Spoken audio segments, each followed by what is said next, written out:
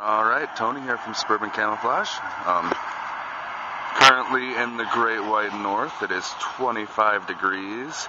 Pretty foggy, kind of have a cold, icy mist in the air. As you can see, pretty much everything's got a thin sheen of frost on it, and I'm going to go exploring a little bit.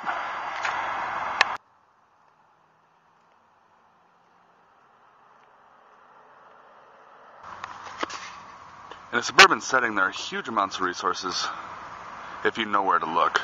Parks and recreation areas are a subcompacted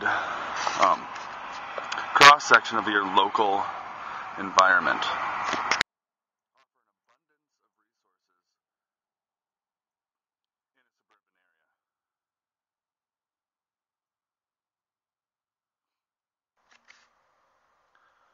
Here we have a cattail field, an amazing source of both fire tinder and food in an emergency situation. Also, the reeds and leaves can be used for numerous crafting purposes.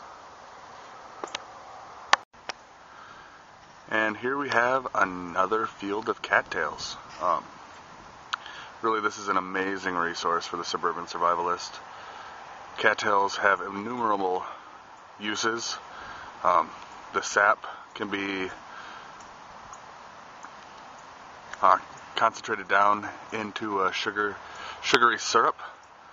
The sap also contains antiseptic and antibacterial properties, so it can be used to treat wounds as you would any antibacterial ointment. The roots are starchy and can be eaten very similarly to a potato. The seed heads in the spring can be harvested, boiled, and eaten very similar to ears of corn. In the winter like this, the main resource you're going to get out of the cattails would be the root flower, where you're harvesting the roots, breaking the stalks apart down by the roots, and soaking them in water, letting the starches settle, removing the fibrous pieces of the stalk, and then allowing the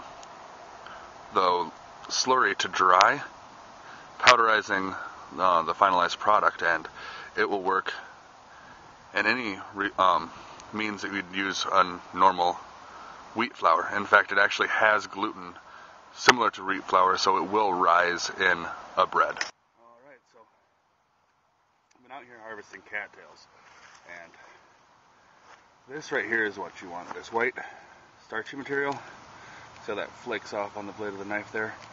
That is what you make cattail flour out of. I've already harvested good little bundle, also some of the cattail heads, and I'll go back and process these.